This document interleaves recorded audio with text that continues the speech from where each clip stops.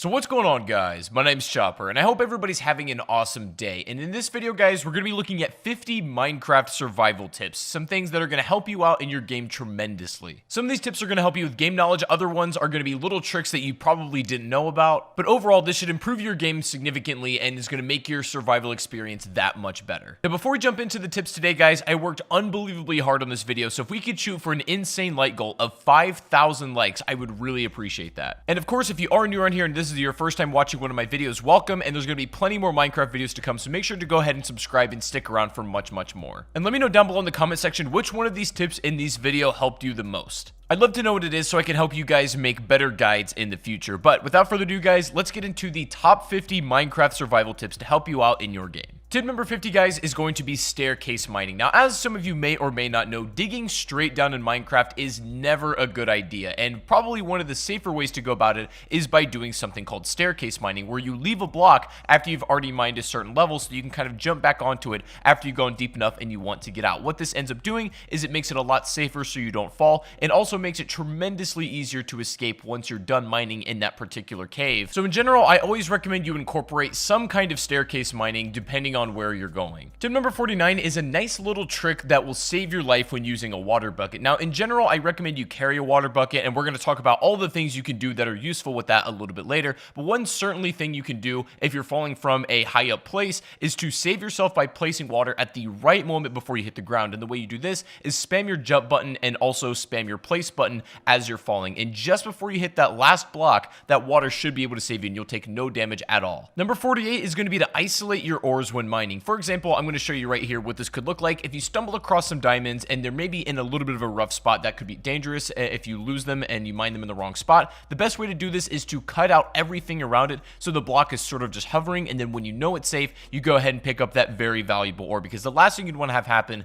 is to mine that ore and it ends up falling into a lava pit or somewhere where you just can't reach it. Number 47 is going to be using your swimming mechanic properly. Now, before I got back into Minecraft, the swimming mechanic was not a thing, and so when I got back into the game, this was all brand new to me. But when you hold shift while you're underwater, you go into a swimming animation and you go significantly faster than you would if you were just sort of like wading in the water. And so this is the best way to transport. You can cover some pretty nice ground doing this. If you come out of the water, you will leave your swimming animation, but it is the best way to swim hands down. Coming in at number 46 is going to be making coal blocks for better efficiency. Now, I recommend doing this in a couple circumstances. Either if you're going to be transporting a lot of coal from one area to another and you want to save space, it's good to make them into blocks. But also, if you just want to maybe burn a little bit more materials, then coal blocks are better to do it than just single individual ores. But either way, they're both very good. If you're doing some serious smelting, and I mean like absolutely serious, then probably make coal blocks, as the efficiency will count in that regard. But otherwise, you can do what you feel is necessary. Tip number 45 is going to be trading simple items to villagers to get emeralds. I don't ever recommend your primary source of emeralds being mining it, because you're just not going to find too many.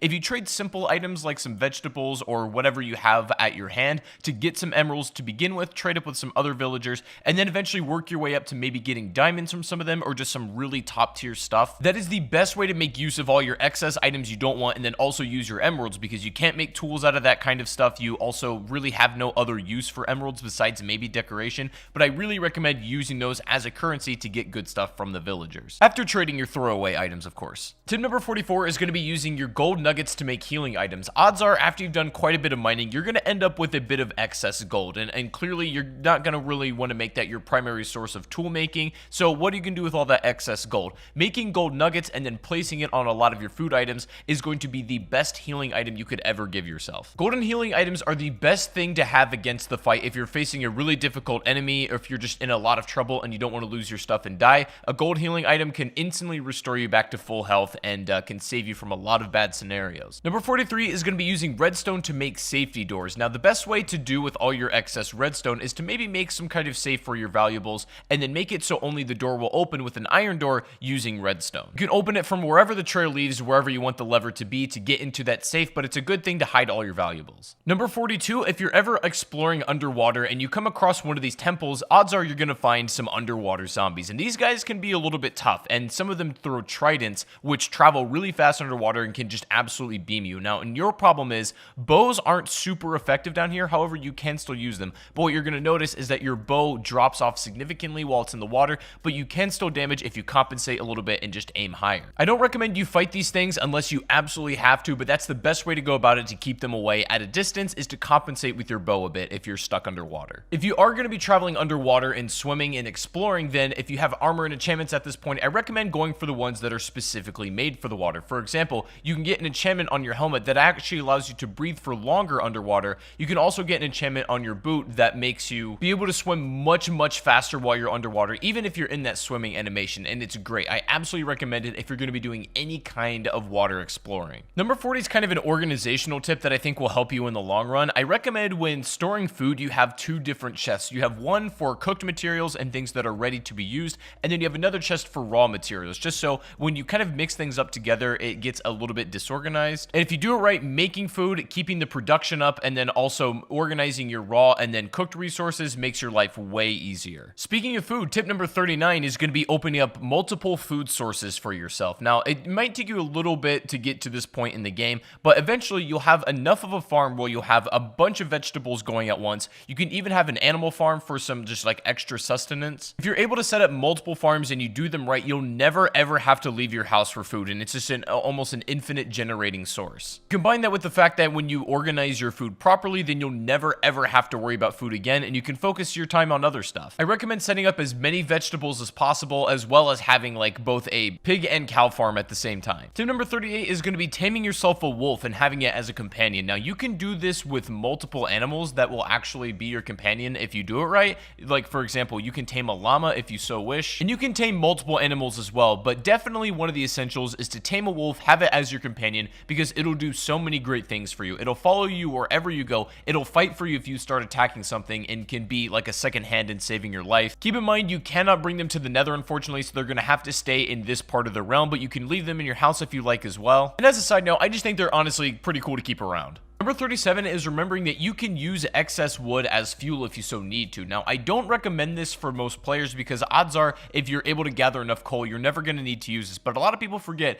they can burn in the oven using some excess wood they have, and they don't necessarily need to have coal on hand. You can also make charcoal if you need. However, I will say wood has much more utility than just burning it, so make sure you think twice about doing it and only do it if it's your last resource. Tip number 36 is going to be keeping a lava pit as sort of a garbage bin. Now, odds are when you've done enough of survival, you have a lot of excess material that you can just throw away, and there's not really a clear place to do away with it. You might accidentally keep picking it back up and just getting in the way. It's getting annoying. So keep a lava pit somewhere safe, obviously not by any wood as it'll catch on fire, but if you keep it around some stone, you can just use this as a trash can to throw all your excess materials away. Tip number 35 is going to be keeping your nether portal safe. Now, it doesn't really matter too much where you put it in like the regular earth realm on Minecraft. Like, you can keep it in your house, you can put it on a hill, whatever you want. What's important is protecting it on the other side when you get to the nether, because what happens is it's going to spawn essentially anywhere in the nether at all. And if as soon as you come out of the nether, you're in danger from like a ghast or something, or there's a lot of enemies around you, it's just in an unsafe place. What I recommend you do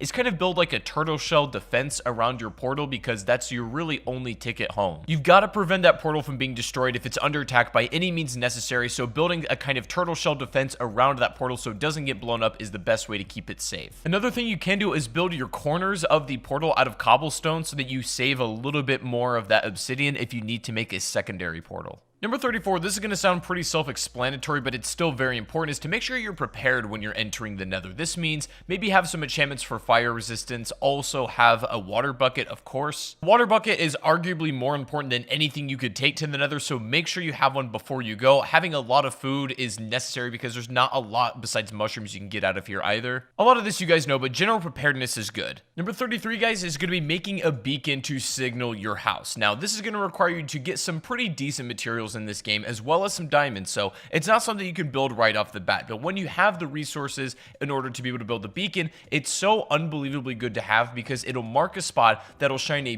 bright beam right into the sky, pointing out where you need to be. The beacon is so important to not get lost if you're struggling with that. Tip number 32 is iron is one of the most valuable things in the game, even though it's very easy to find. It is the best multi-purpose ore you can ever have, so what I recommend you do with all of your iron is make all of your like everyday tools, your swords that you're going to burn through, your pickaxes, your armor, whatnot. If you have diamond stuff, that should be for only when and if you need it. But you should have loads of iron tools in circulation, and if one breaks, it doesn't matter because the resource is very easy to find. It's a very strong material on everything it's used on, and I recommend in general just stocking up on it to have at your leisure. Number 31 is going to be making yourself some potions. This is likely going to be after you visited the Nether at least once and gathered some materials, but potions are so useful to have at hand, and they range for anything from having a potion of night vision ability, some that heal you, some that make you invisible, you name it. There's an unbelievable amount of potions in this game, and I recommend that if you really want to start taking this game to the next level and using some cool abilities, to invest in that. You're going to need to get the required tools and materials to brew the potions, obviously, but it's definitely worth something sinking your time into.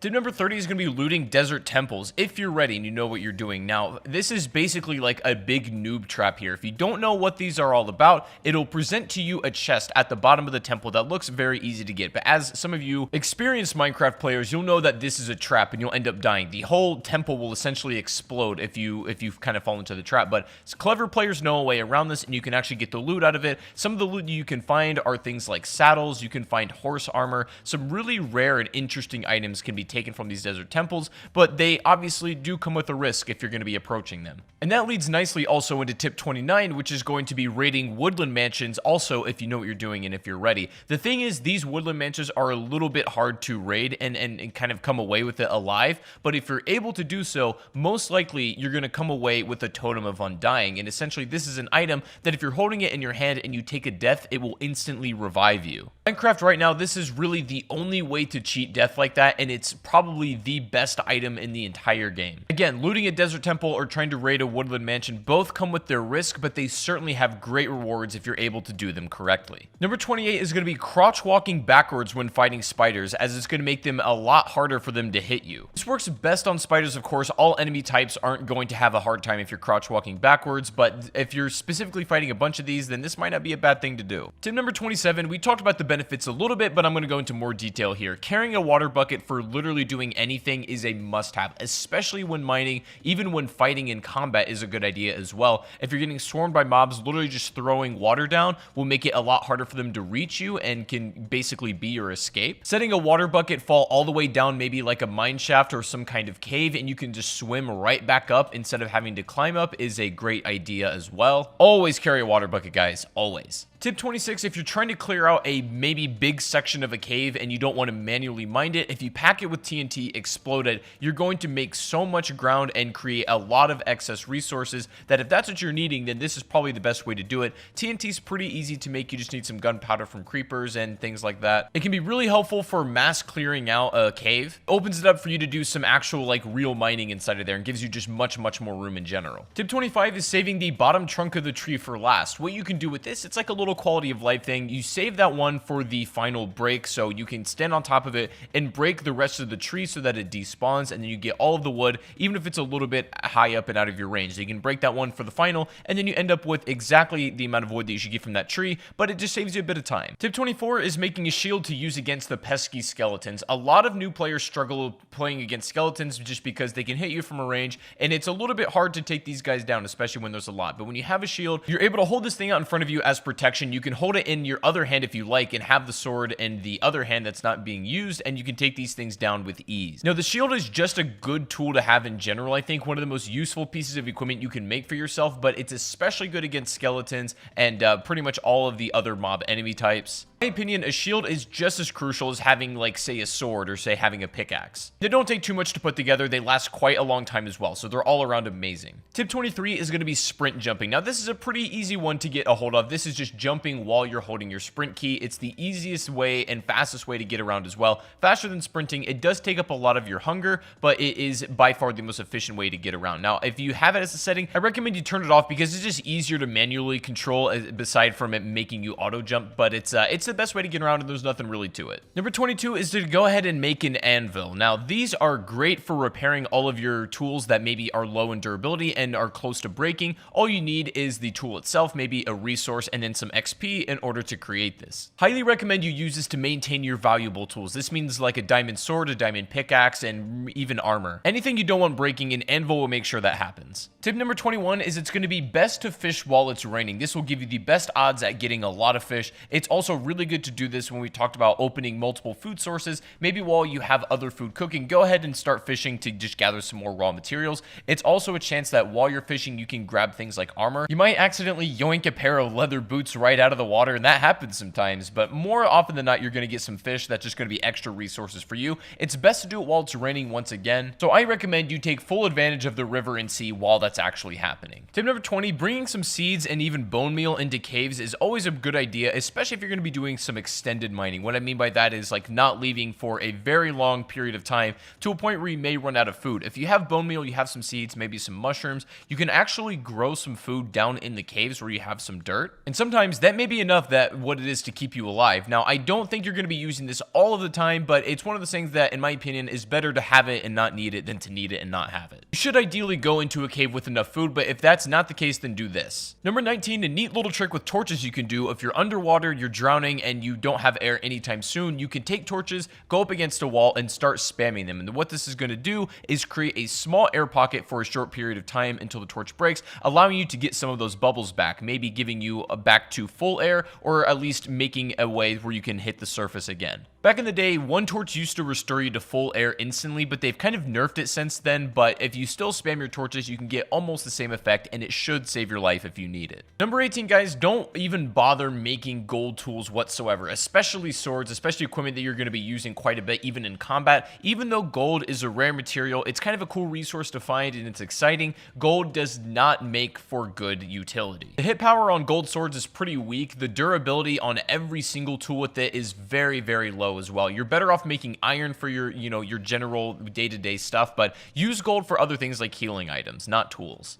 Number 17, guys, is going to be placing torches on the ground to help prevent mob spawns better. Now, when you're lighting up a cave, the way mobs spawn is just basically from the darkness. And so if you're able to light up the cave enough, that will prevent any mobs from spawning. However, the best way to do this, the most efficient way, is to have them on the ground where it carries the most light. You definitely can put them on the walls, and especially in really dark corners, do what you got to do, but having them on the ground, lighting up a really nice pathway is the best way to keep your cave safe. Speaking of mobs, number 16 is mobs cannot spawn on half slabs. This is just some useful information to know. They can essentially spawn anywhere except this, so use that information how you like. If you want to kind of maybe line something with safety on half slabs to prevent mobs from spawning, go ahead and do that, and I recommend it. Not something that's super practical, but it's definitely good information just to keep in the back of your mind if you ever need it. Tip number 15, when getting familiar with the different enchantments, there's one in particular you might like, which is called Silk Touch, and this allows you to mine an exact block without breaking it. So for example, you could take a Silk Touch pickaxe and then mine a piece of glass without breaking it down, because otherwise if you just use a regular tool, the glass would shatter. But you can use Silk Touch to actually mine the block itself,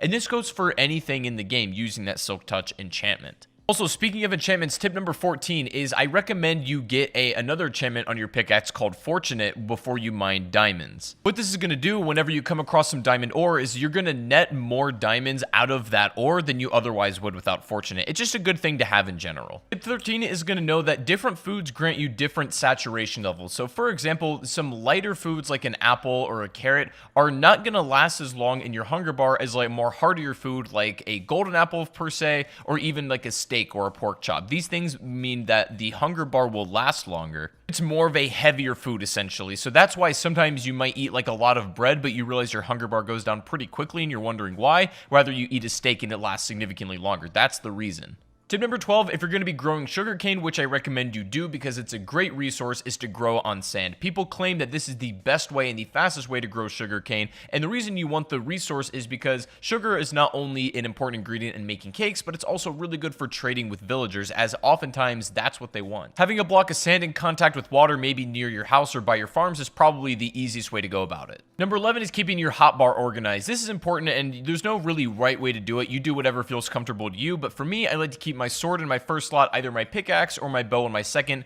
and then my shield in my third, torch in my fourth, water bucket in my fifth, and then my food in my sixth, and just whatever miscellaneous stuff you might have. But you can organize it however you like and whatever you're comfortable with, but make sure that you can get to anything you need in a moment's notice. Number 10, if you're struggling with Enderman, a really good thing to do is just put that water bucket in front of you. Endermen normally calm down if they're submerged in water, but if one is just being pesky and you're having trouble fighting them off, instead of getting close enough to use your sword and then you kind of put yourself in danger, just simply putting a water bucket down over and over again will cause them to go away and then take damage over time. They really don't like water, so if you surround yourself with water, you make it a lot harder for them to get actually up to you. Probably the best defense you can have against these guys, if I'm being honest. Number 9 is timing your swings when sword fighting, because that is absolutely crucial for doing the most amount of damage. Now, if you just spam your sword, you can still hit people, but the hits are going to be a lot weaker than they otherwise would if you let your swipe kind of recharge. What you want to do to deal maximum damage is let your swing reset, and the moment it resets, you swing again. So you can get the most amount of hard hits in, but with also the least amount of time in between those hard hits. Tip number 8, you can set up a spawn trap in the nether with really any sort of enemy type in the castle by blocking it off with stone and then just fighting them from there, keeping them behind,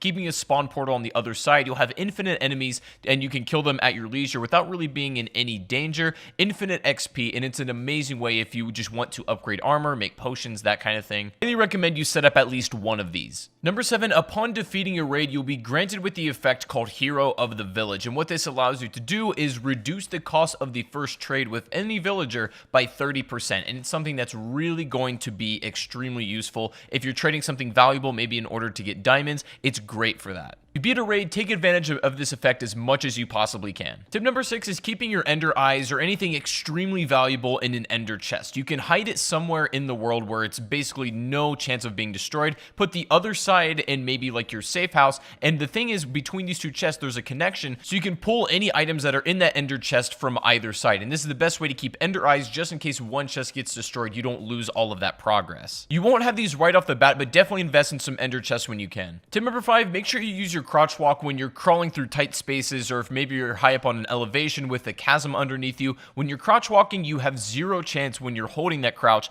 to fall off that side. Even if you kind of back up into it, you let go of that crouch, if you're still in that position, you won't fall. If you move any more farther than that without crouching, then you will fall down that chasm, but this is the best way to be safe and really not fall off any places that you shouldn't. Number 4, if you're going to be traveling by boat, make sure when you leave it, you go ahead and hit it a couple times to break it and take it with you. I see a lot of people just leaving their boat where it is and then maybe kind of forgetting about it, but if you break it and then you pick it back up, you can place it anywhere you like as well. Tip number 3, putting 2 chests back to back. You can make a double chest, and they're unbelievably useful this way. You have so much room in them, pretty much in excess of more than you'll ever need. You can have an entire storage area if you want of just complete double chests. They're really easy to pull from, and they look stylish as well, so there's no reason to not have it. Tip number 2, if you do end up defeating the Ender Dragon and you get the dragon egg, then hold on to it and keep it somewhere safe, because there's literally only one per game, and they're so rare you can't even spawn them in creative mode if you would like to. The dragon egg, if you manage to get it, is the most rare item in the game, so hold it tight and keep it somewhere where you're not going to lose it.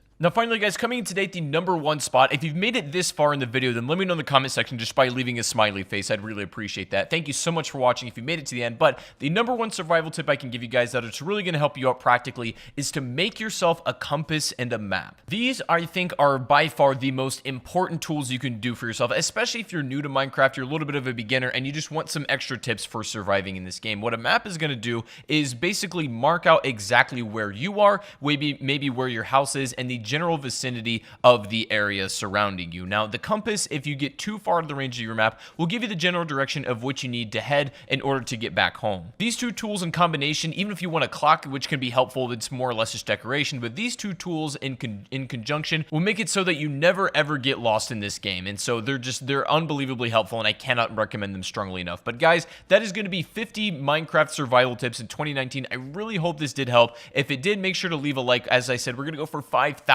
likes on this video, and I'd appreciate that so much. And if you want more Minecraft videos like this, make sure to go ahead and subscribe and stick around, as there's going to be much more on the channel. Let me know in the comment section which survival tip helped you out the most, and if there's any Minecraft survival tip that you think I should have included in this video and I didn't, let me know what that is down below in the comment section as well. But I hope you guys enjoyed. Make sure to subscribe and stick around, and I'll see you guys in the next stream or the next video. Take it easy, and peace out.